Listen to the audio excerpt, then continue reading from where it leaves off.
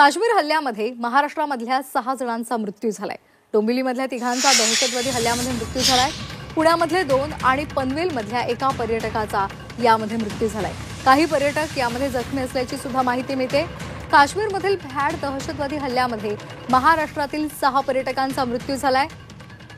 काल काश्मीरच्या पहलगाममध्ये पर्यटक गेलेले असताना त्यांच्यावर दहशतवादी हल्ला झाला आणि यामधील राज्यामधील 6 पर्यटकांचा सुद्धा मृत्यू झालेला आहे। यामध्ये डोंबिवलीमधील 3, पुण्याचे 2 आणि पनवेलच्या एका पर्यटकाचा समावेश आहे।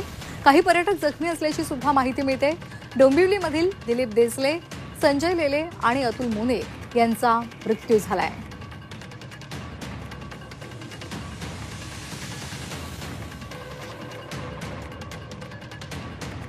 आणि या संदर्भात अधिक माहिती घेणार आहोत आमचे प्रतिनिधी निलेश खरमरे यांच्याकडून। निलेश, आपण पाहतोय काल पहलगाममध्ये दहशतवादी हल्ला झालेला आहे आणि यामध्ये राज्यातील 6 जणांचा मृत्यू झालाय। पुण्यातील 2 यामध्ये मृत्यू झालेला आहे। का अधिकचे अपडेट्स?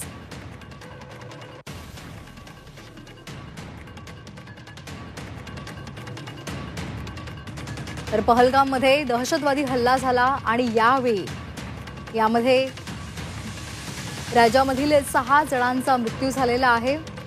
काश्मीरमध्ये भ्याड दहशतवादी हल्ला झाला। संपूर्ण देशभरातून जगभरातून या भ्याड हल्ल्याचा निषेध व्यक्त केला जातोय आणि सर्वांमध्येच एक संतापाची लाट आहे। यामध्ये महाराष्ट्रातील 6 पर्यटकांचा मृत्यू झालेला आहे। डोंबिवलीमधील 3, पुण्याचे 2 आणि पनवेलच्या एका पर्यटकाचा यामध्ये समावेश आहे। काही पर्यटक यामध्ये जखमी आहेत आणि त्यांच्यावर रुग्णालयात उपचार सुरू असल्याची सुद्धा माहिती मिळते। डोंबिवलीमधील दिलीप देसले, त्याचबरोबर संजय लेले आणि अतुल मोने यांचा यामध्ये मृत्यू झालेला आहे। या संदर्भात अधिक माहिती देत आहेत आमचे प्रतिनिधी निलेश खरमरे। निलेश, पुण्याच्या 2 सुद्धा या दहशतवादी हल्ल्यामध्ये मृत्यू झालेला आहे। काय अपडेट्स आहेत?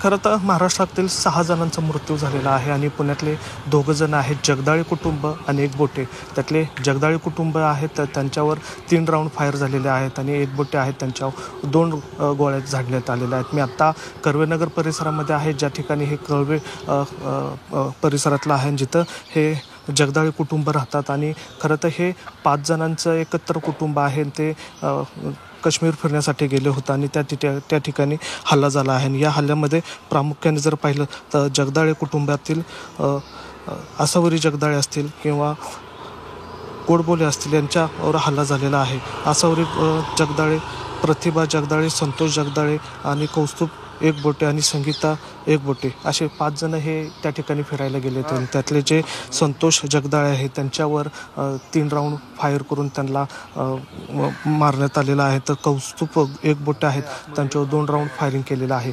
तर या ठिकाणी आता त्यांच्या घराच्या बाहेर त्यांचे नातेवाईक जे आहेत ते यायला आता सुरुवात झालेली आहे। मात्र या ठिकाणी जर पाहिलं तर अतिशय गंभीर परिस्थिती आपल्याला पाहायला मिळतात। खरं तर हे जे परिवार आहे हे व्यावसायिक परिवार आहे, त्यांचं फरसाणाचं दुकान आहे आणि हे नातेवाईक आहेत आणि एकत्र ते फिरण्यासाठी काश्मीरला गेले होते आणि त्या ठिकाणी त्यांच्यावर हा हल्ला झालेला पाहायला मिळतो। आता या त्यांचे जे मृतदेह आहेत ते कदाचित आज संध्याकाळपर्यंत विशेष विमानाने पुण्यामध्ये आणण्याची व्यवस्था जी आहे मुख्यमंत्र्यांनी केलेली आहे, तशा सूचनासुद्धा दिलेल्या आहेत। त्यामुळं त्यांचा मृतदेह आहे तो कदाचित आज संध्याकाळपर्यंत पुण्यामध्ये येऊ शकतो। मात्र या ठिकाणी आता जगदाळे फॅमिली आहे त्यांच्या नातेवाईक जे आहेत ते या ठिकाणी यायला सुरुवात झालेली आहे। सकाळपर्यंत त्यांना आपल्या नातेवाईकांचा मृत्यू झाला आहे अशी माहिती देण्यात आली नव्हती। मात्र या ठिकाणी काही वेळापूर्वी पुणे पोलीस जे आहेत ते आले होते, त्यांनी या ठिकाणी माहिती दिलेली आहे आणि आता त्यांच्या एक प्रकारे दुःखाचा डोंगर कोसळला आहे असं या ठिकाणी म्हणता येईल। निलेश, आपण म्हटल्याप्रमाणे त्यांच्या संपूर्ण कुटुंबावर दुःखाचा डोंगर कोसळलेला आहे।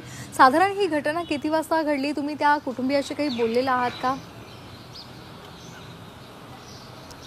नाही, खरं तर सकाळपासून आपण त्यांच्याशी संपर्क साधण्याचा प्रयत्न करतो, मला त्यांची मनस्थिती नाही आहे, त्यामुळे त्यांनी आता या ठिकाणी जे दार आहे ते बंद केलेले आहेत। मात्र संतोष जगदाळ्यांचे मोठे बंधू जे आहेत ते काही वेळापूर्वी या ठिकाणी खाली आले होते, मात्र काही कामानिमित्ताने ते बाहेर गेलेले आहेत। कदाचित आर्मी विभागामध्ये ते जाणार आहेत। आर्मी सेंटरमध्ये जाऊन त्यांना एक फोन आला होता, त्या ठिकाणी जाऊन त्यांची काही चौकशी किंवा डॉक्युमेंट आहेत ते पूर्ण करण्यासाठी ते या ठिकाणी निघालेले आहेत आणि थोड्या वेळानंतर ते या ठिकाणी कदाचित बोलू शकतील. मात्र या ठिकाणी त्यांची मानसिकता नाही आहे. त्यांचे दरवाजा जो आहे तो मेन दरवाजा आहे तो बंद करण्यात आलेला आहे. एवढंच नाही तर गॅलरीमधले जे खिडक्या आहेत त्यासुद्धा या ठिकाणी बंद केलेल्या आहेत.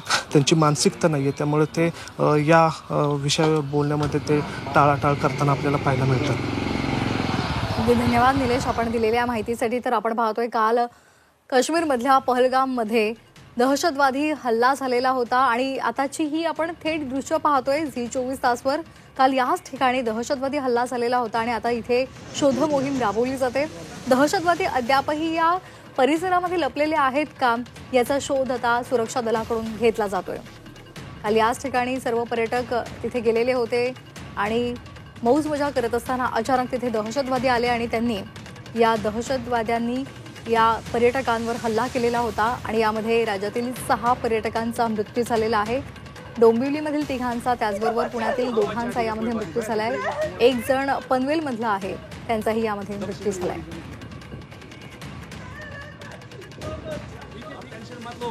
मैं आ रहा हूँ, मैं कहाँ पे आपका ये